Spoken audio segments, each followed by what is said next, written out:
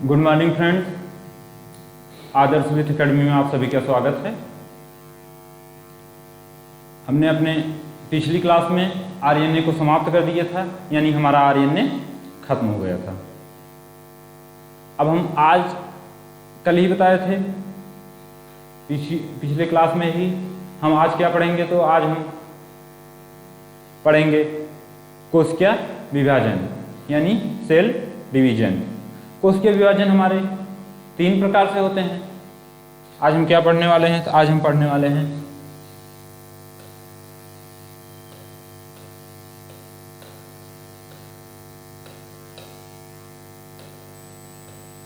कोशिका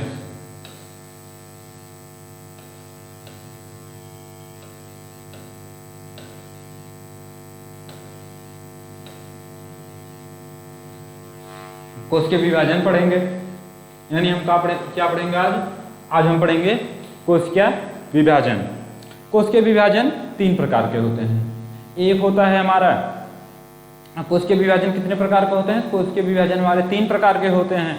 एक होता है हमारा असूत्री, दूसरा हमारा समसूत्री और तीसरा हमारा अर्धसूत्री होता है।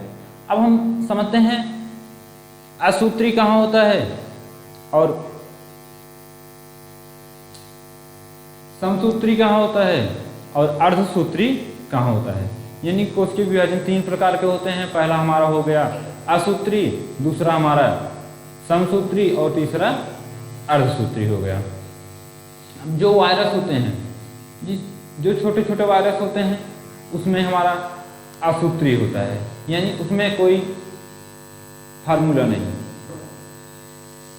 एक हमारा सेल हुई, ये बड़ा हुआ, बीच से कटा, न्यूक्लियस एक इधर बन गया, एक इधर बन गया, कोशिका विभाजन हो गया। उसमें कुछ नहीं है, जो असूत्री है। यानी उसमें बहुत सारे चीज पाए ही नहीं जाते हैं। 70 ऐसा उसमें पाया जाता है, छोटी छोटी चीजें 2-3 चीज पाई जाती हैं, वो धड़ाक से न्यूक्लियस का विभाजन हुआ, बीच से कोशिकाएं, जिससे इस प्रकार की कोशिका बनी। जैसे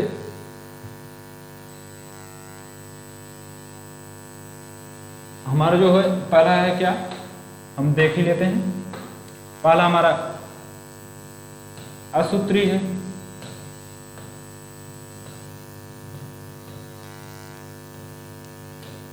असूत्री यह छोटे छोटे जीवाणुओं में होता है। यानी असूत्री कोशिका विभाजन किस में होता है? जो छोटे छोटे वायरस होते हैं उसमें असूत्री विभाजन होता है। यानी उसमें बहुत तेजी से विभाजन होता है, कोई सीमा नहीं है। उसमें क्या होता है, सबसे पहले हमारी एक कोशिका रहती है, ये हमारी कोशिका हो गई, है इसका न्यूक्लियस यानी केंद्रक हो गया। फिर धीरे धीरे क्या होगी, यह कोशिका बड़ी होगी, कुछ इस टाइप की। यानी कोशिका बड़ी, यह हमारा कोशिका हो गया, उसका यह न्यूक्लियस हो गया। फिर कोशिका धीरे धीरे बड़ी होगी, क्या काम करेगी, एक अब न्यूक्लियस 2 भागों में बढ़ जाएगा, एक यहाँ हो जाएगा, एक यहाँ हो जाएगा। उसके बाद हमारी कोशिका बीच से दबकर 2 भागों में टूट जाएगी। यानी जब हमारी कोशिका बीच से दबकर 2 भागों में टूटेगी, तो एक न्यूक्लियस उधर हो गया, एक इधर हो गया, कोशिका छोटी हो जाएगी। फिर कोशिका धीरे धीरे बढ़ेगी, और कोशिका बढ़ने के बाद फिर क्या करेगी, तो कोशिका जब बड़ी होगी तो फिर उसका भी न्यूक्लियस भी बड़ा होगा। जब न्यूक्लियस बड़ा होगा तो वह फिर 2 भागों में टूटेगा। यानी वायरस का इसी प्रकार होता है, 1 से 2, 2 से 4, 4 से 6, इसी तरह वह बढ़ती रहती है। यानी कोशिका बड़ी हुई, उसका न्यूक्लियस बड़ा हुआ, फिर कुछ दिनों बाद 2 भागों में टूटा, 2 भागों में टूटकर वह अलग अलग कोशिका बन गई। यह हमारा वायरस में होता है। और ये तो हमारा पहला हो गया।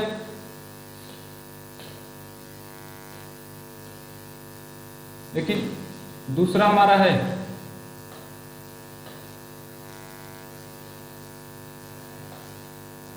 समसूत्री। समसूत्री किस में होता है? तो समसूत्री मानव में होता है।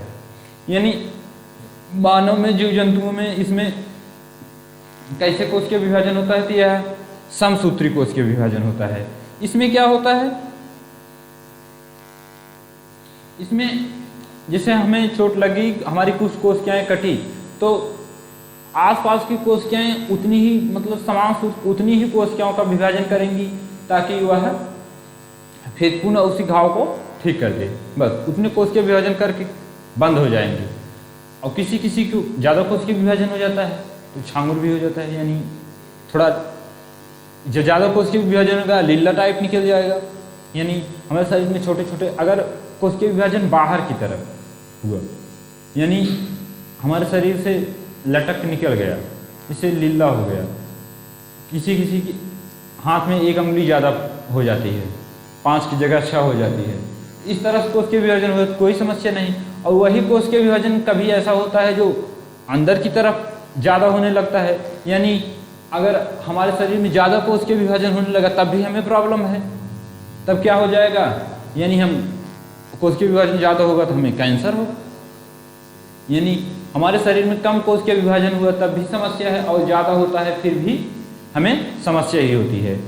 अब जिससे हमारे शरीर का कहीं का भाग टूटा फूटा, उसमें क्या होगा, उसके आसपास की जो कोशिकाएं रहेंगी वह कोशिकीय विभाजन करके उसे पुनः, यानी हड्डी टूटी तो वह कोशिकीय विभाजन करके पुनः उसको आपस में जोड़ लेती है। उसी प्रकार हमारे शरीर में कैसा कोशिकीय विभाजन होती है, हमारे शरीर में किस प्रकार की कोशिकीय विभाजन होती है, तो हमारे शरीर में समसूत्री कोशिकीय विभाजन होती है। अब अर्धसूत्री कोशिकीय विभाजन जो तीसरा है हमारा, वह कैसा है, जो तीसरा है वह हमारा अर्धसूत्री।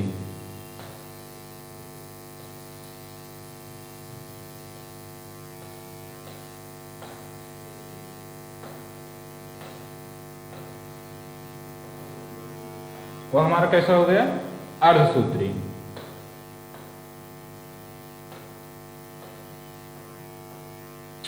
अर्धसूत्री कोशिकीय विभाजन सिर्फ अर्धसूत्री कोशिकीय विभाजन भी मानव में और जीव जंतुओं में होता है। वह कब होता है, तो वह अर्धसूत्री कोशिकीय विभाजन सिर्फ जनन के समय होता है।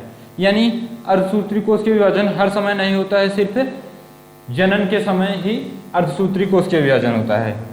अब कहेंगे कि मानव में समसूत्री कोशिकीय विभाजन होता है, लेकिन मानव में जब जनन के समय होता है तो वह जनन के समय हमारा कैसा कोशिकीय विभाजन होता है, तो जनन के समय हमारे शरीर में जो कोशिकीय विभाजन होता है वह अर्धसूत्री कोशिकीय विभाजन होता है।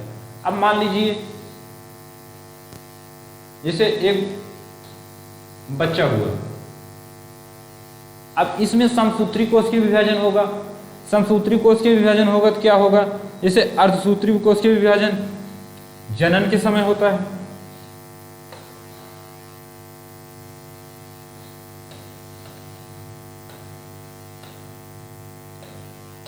जनन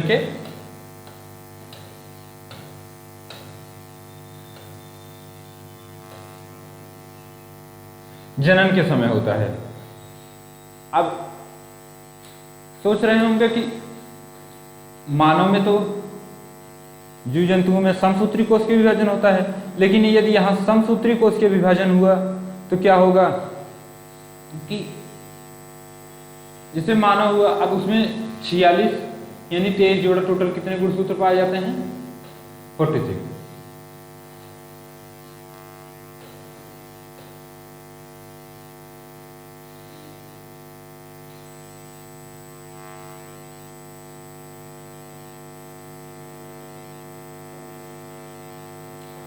अब अर्धसूत्री कोशिकीय विभाजन भी मानव में ही होता है। वह कब होता है, तो वह हमारा जनन के समय होता है।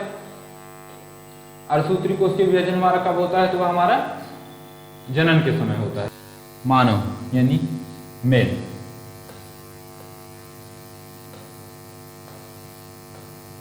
मेल और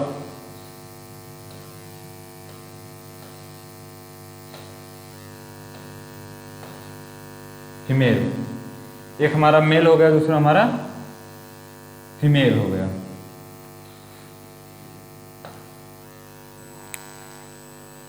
अब मेल में ऑटोसोम पाया जाता है यानी मेल में ऑटोसोम पाया जाता है।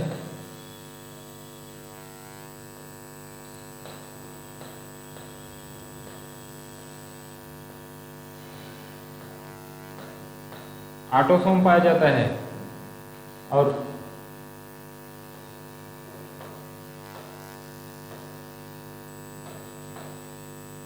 आलोसोम पाया जाता है। यानी मेल में हमारे 44 ऑटोसोम पाए जाते हैं और 2 आलोसोम पाए जाते हैं। इंग्लिश में लिख दूं? ठीक है, देख लीजिए। इन्हें अच्छा लग रहा है तो सुन देखिए। अब क्या होता है,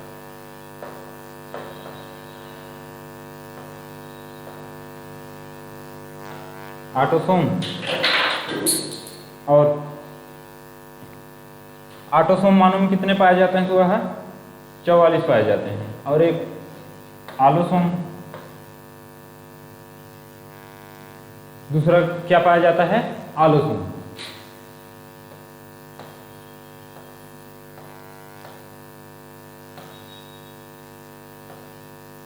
काफी बड़ा हो गया, ज्यादा स्पेस ले लिए, कोई बात नहीं। अब मानव में 22 यानी 44 ऑटोसोम पाए जाएंगे। कितने पाए जाएंगे? वह 44 पाए जाएंगे और 2 आलोसोम पाए जाते हैं। यानी मानव में 44 ऑटोसोम पाए जाते हैं, 2 आलोसोम पाए जाते हैं। इसी प्रकार फीमेल में भी पाए जाते हैं।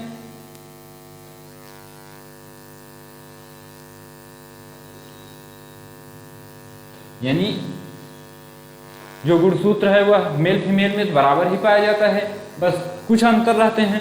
यानी 46 उसमें पाए जाएंगे तो 46 इसमें भी पाए जाएंगे। अब ऑटोसोम जो है इसमें 44 पाया गया। अब ऑटोसोम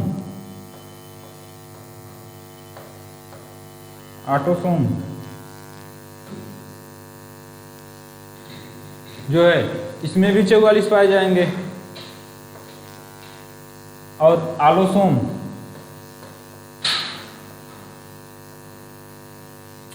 इसमें कितने पाए जाएंगे? तो इसमें 2 पाए जाएंगे।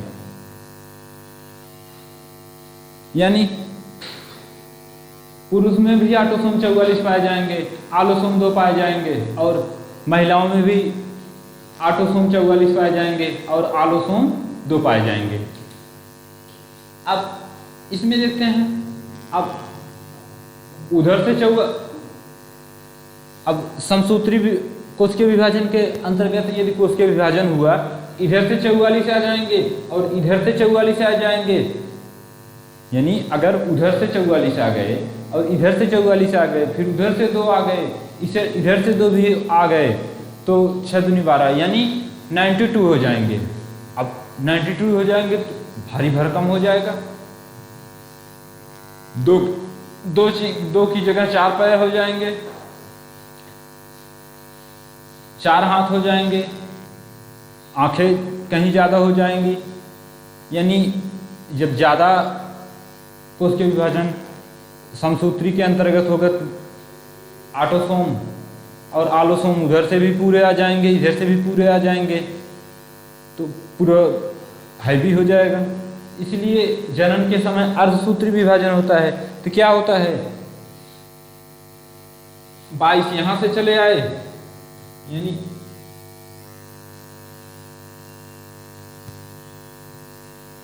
मेल से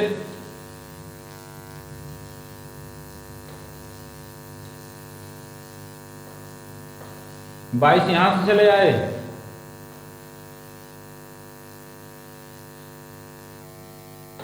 यानी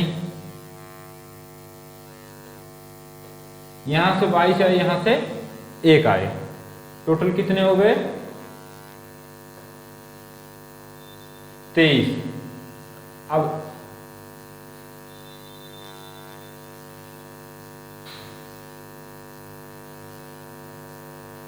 यहां से क्या करेंगे, 22 तो महिलाओं में से भी आएंगे,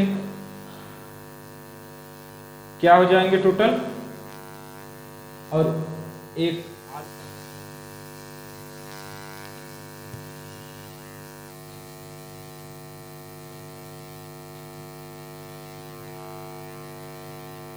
तब अब हमारे शरीर में निर्माण के लिए तो 46 गुणसूत्र की जरूरत होती है।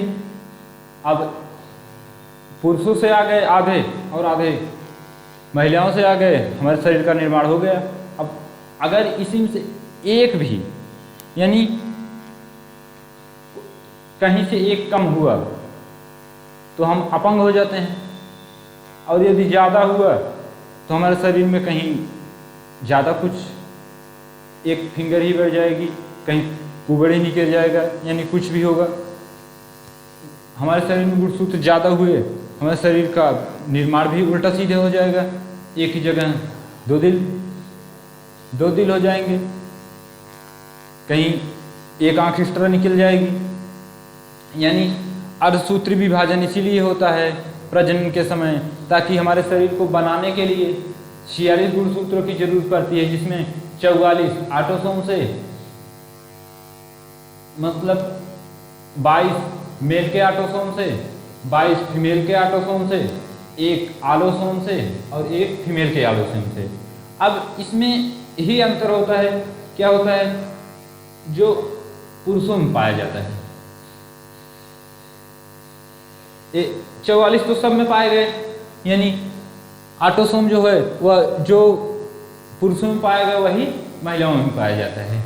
अब अंतर हो जाता है सिर्फ आलोसोम में।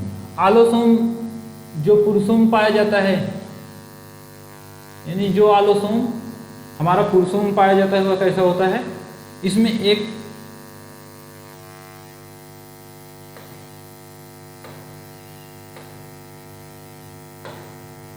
हमारा X पाया जाता है, एक Y पाया जाता है, और जो महिलाओं में जो पाया जाता है वह एक हमारा दोनों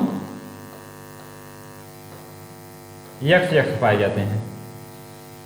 यानी आलोसोम जो पुरुषों में पाया जाता है वह एक X पाया जाता है, दूसरा Y पाया जाता है, लेकिन जो महिलाओं में आलोसोम पाया जाता है वो दोनों X ही पाए जाते हैं। अब क्या होता है, जैसे 22 ऑटोसोम से आए, 22 इसके ऑटोसोम से गए, इसमें से आलोसोम से एक आना है पुरुष के, और एक आलोसोम से महिलाओं का आलोसोम से आना है। अब क्या होता है, जैसे यहाँ से X आया और पुरुष के आलोसोम से भी X गुणसूत्र आ गया, तो वहाँ कैसा बच्चा होगा, वहाँ जो बच्चा होगा वह पुत्री होगी। यानी अगर महिला के आलोसोम से X आया और पुरुष के भी आलोसोम से X आया गुणसूत्र, तो वह जो बच्चा पैदा होगा वह कैसा होगा, तो वह पुत्री होगी, यानी लड़की होगी। और यही मान लीजिए इसमें तो दोनों एक ही हैं, X ही हैं, चाहे E आए चाहे E, मतलब चाहे यह आए चाहे यह आए कोई बात नहीं। लेकिन अगर पुरुषों में पहले तो यहाँ तो X गया और यहाँ से भी X आया, तो जो बच्चा पैदा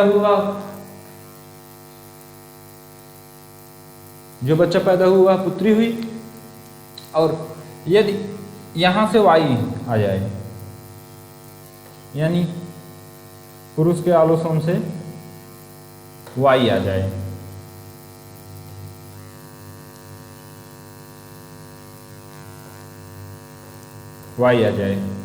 अब इसमें दोनों X ही हैं,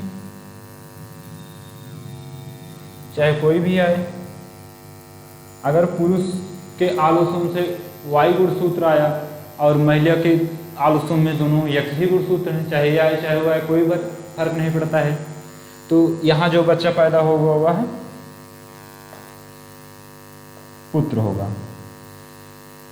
यानी लड़का होगा कि लड़की, वह किसके गुणसूत्र पर निर्भर करता है, तो वह पुरुष के गुणसूत्र पर निर्भर करता है। यानी उसे लड़का पैदा होगा या लड़की, वह महिला के गुणसूत्र पर नहीं निर्भर करता है, क्योंकि महिला के गुणसूत्र में जो आलोसोम है वह दोनों यक्ष ही है, यानी डिफरेंस तो पुरुष में है।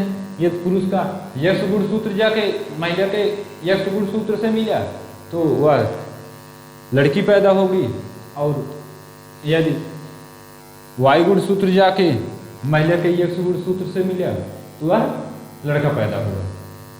ये तो हमारा हो गया बच्चों में, यानी डिफरेंस कहाँ से होता है?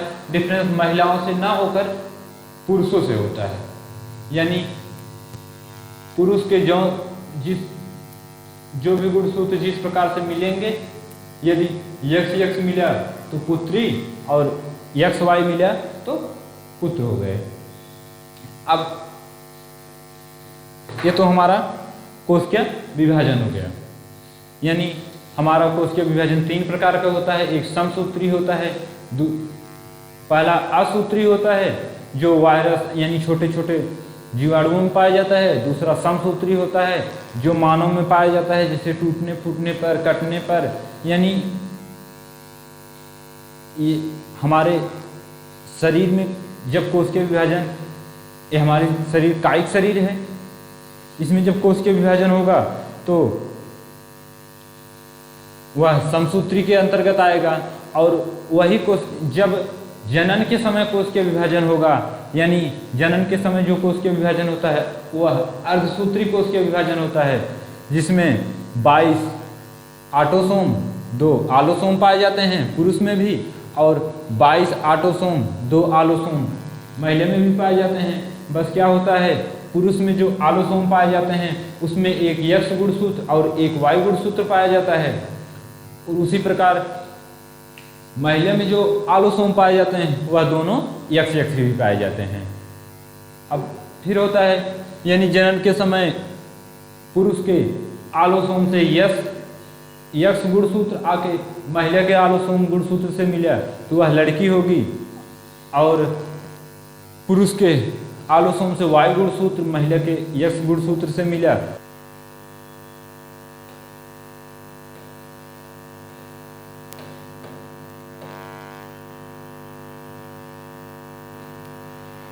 उसे हम क्या कहेंगे? उसे हम सिंड्रोम कहेंगे। यानी इसमें होने वाली कोशिका विभाजन में होने वाली अनियमितता को हम क्या कहेंगे? उसे हम सिंड्रोसोम कहेंगे। यानी हमारे शरीर में अधिक कोशिका का निर्माण होने लगा जो अनियमितता से, यानी बनाना 2 था बना दिए 4, 6 बना दिए, यानी अधिक बना दिए, उसे हम क्या कहेंगे? तो उसे हम सिंड्रोसोम कहेंगे। सिंड्रोसोम कितने प्रकार के होते हैं? तो सिंड्रोसोम हमारे 4 प्रकार के होते हैं। यानी सिंड्रोसोम भी हमारे कितने प्रकार के होते हैं? तो सिंड्रोसोम हमारे 4 प्रकार के होते हैं। एक हो गया सिंड्रोसोम हमारे कितने प्रकार के हो गए? सिंड्रोसोम हमारे 4 प्रकार के हो गए। अब हम 4 प्रकार को देख लेते हैं कौन कौन से होते हैं। जो हमारे 4 प्रकार होते हैं वह हमारे हमारे 4 प्रकार के होते हैं। पहला हो गया टर्नर, दूसरा क्लीनफेल्टर, और तीसरा हमारा हो गया डाउन, और चौथा हमारा क्या हो गया? चौथा हमारा पटाऊ हो गया। यह किसमें पाया जाता है? तो यह महिलाओं में पाया जाता है। यह हमारा किसमें पाया जाता है? तो यह हमारा महिलाओं में पाया जाता है। महिलाओं में इसमें जो है 45, यानी एक गुणसूत्र की कमी होती है। यानी टर्नर जो है वह किसमें ये तो टर्नर है,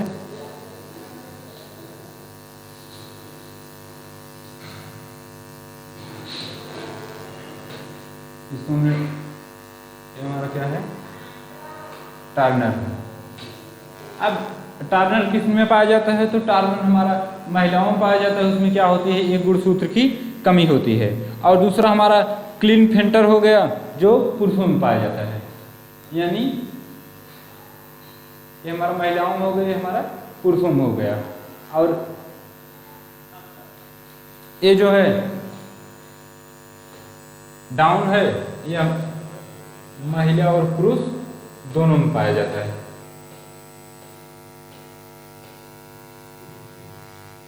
और पटाउन, यह भी हमारा महिला और पुरुष दोनों में पाया जाता है। यानी जो हमारा सिंड्रोम है वह 4 प्रकार का होता है।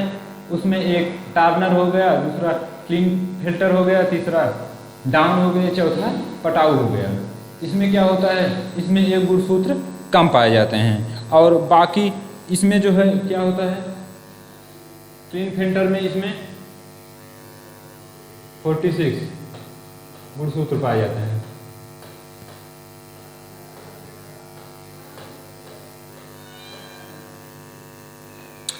अब लड़कियों में क्लीन टर्नर जो है वह लड़कियों में ही पाया जाता है, यानी पुरुषों में नहीं पाया जाता है।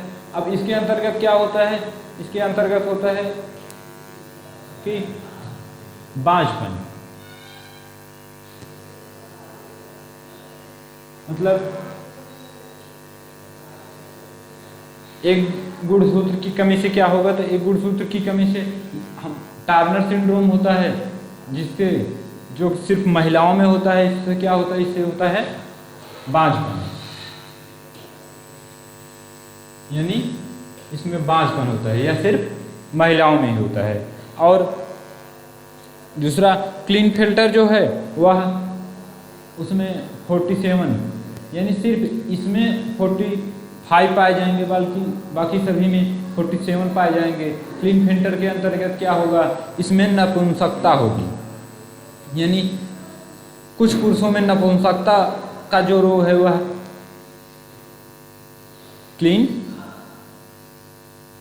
क्लिनफेल्टर के कारण होता है। अब ऐसा नहीं है कि नपुंसकता हुई, सिर्फ नपुंसकता का एक ये भी कारण है और बहुत से भी कारण हैं, लेकिन एक यह भी कारण है कि उसमें क्लिनफेल्टर सिंड्रोम पाया जाता है। क्लिनफेल्टर सिंड्रोम के कारण भी वह पुरुष नपुंसकता का शिकार होता है। अब महिलाओं में जो है, जो टर्नर है, अब टर्नर के कारण भी बांझपन होता है। अब ऐसा नहीं है किसी को बच्चा नहीं पैदा हुआ या किसी को कुछ भी नहीं हुआ तो क्या होगा, वह टर्नर का शिकार हो गई। अब किसी को देख लिए उनको लड़का नहीं हो रहा है तो क्या कह लोगे कि बच्चा नहीं पैदा हो रहा है, उसको ये थोड़ी सोच लोगे कि वह टर्नर सिंड्रोम का शिकार है, ऐसा नहीं है। लेकिन हाँ, यह भी है कि कहीं न कहीं कुछ तो रोल इसका भी रहता है, यानी कुछ लोगों में टर्नर सिंड्रोम का भी मौजूदगी पाई जाती है, जिसके कारण उनसे उनमें क्या होता है, उनमें बांझपन होता है।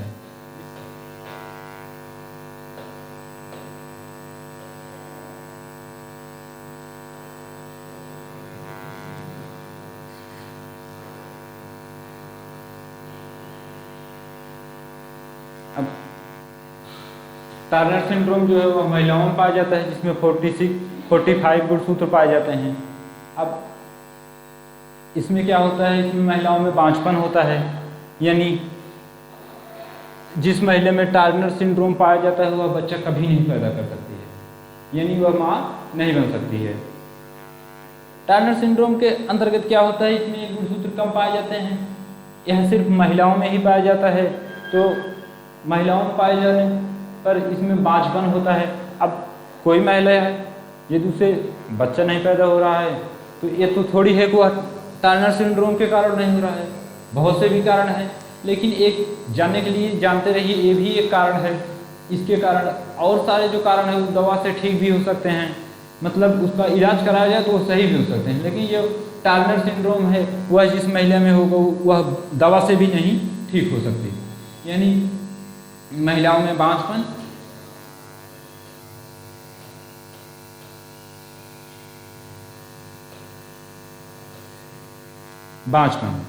अब पुरुषों में क्लिनफेल्टर पुरुषों में इसमें क्या होता है,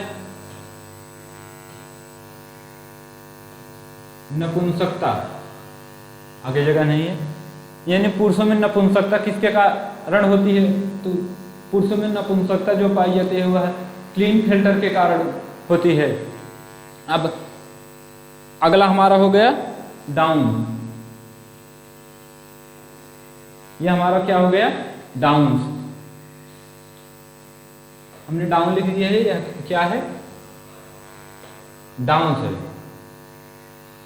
यह डाउन सिंड्रोम जो है वह महिला और पुरुष दोनों में पाया जाता है।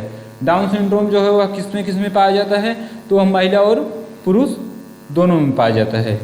यानी इसमें शरीर बेडोल हो जाती है। मान लीजिए कहीं कुबड़ निकल गया, कहीं कुछ हो गया। किसी डाउन सिंड्रोम में क्या होता है, ओठ मोटा मोटा हो जाते हैं, हाथ कहीं मोटा हो जाएगा, मतलब बेडोल स्थिति। यानी कहीं तिरछे हो जाएंगे, कहीं कुछ, मतलब किसी भी प्रकार के शरीर मतलब बेडोल हो जाता है, वह डाउन सिंड्रोम में होता है। और अगला हमारा हो गया, अब डाउन सिंड्रोम में दोनों में हो सकता है, ये जरूरी नहीं है सिर्फ महिला में हो या सिर्फ लड़कों में हो या लड़कियों में हो। अब शरीर तो किसी का भी बेडोल हो सकता है, तो वह जो है शरीर बेडोल होने के कारण ओठ काफ़ी फूल जाएंगे और कुबड़ निकल आएगा। इसी प्रकार बहुत सारी गतिविधियाँ शरीर में देखने के मिलती हैं जब शरीर बेडोल होता है। उससे क्या होता है, वह डाउन सिंड्रोम के अंतर्गत आता है। यानी शरीर का बेडोल होना, शरीर बेडोल होना डाउन सिंड्रोम के अंतर्गत आता है। अब अगला हमारा चौथा क्या हो गया, चौथा हमारा हो गया पटाउ सिंड्रोम। पटाउ सिंड्रोम के अंतर्गत क्या होता है, देखते हैं हम बहुत से लोग ऊपर का ओठ हल्का सा कट जाता है, यानी किसी का ओठ हल्का कटा रहता है, ऐसे तिरछा रहता है। उसमें कौन से सिंड्रोम होते हैं, वह पटाउ सिंड्रोम होते हैं। पटाउ सिंड्रोम तो अब ऐसा तो है नहीं सिर्फ लड़कों का ही ओठ कटे, लड़कियों का भी हल्का कटा रहता है। अब वह किसके अंतर्गत आता है, तो वह हमारा पटाउ सिंड्रोम के अंतर्गत आता है। यानी ऊपर का ओठ कटा,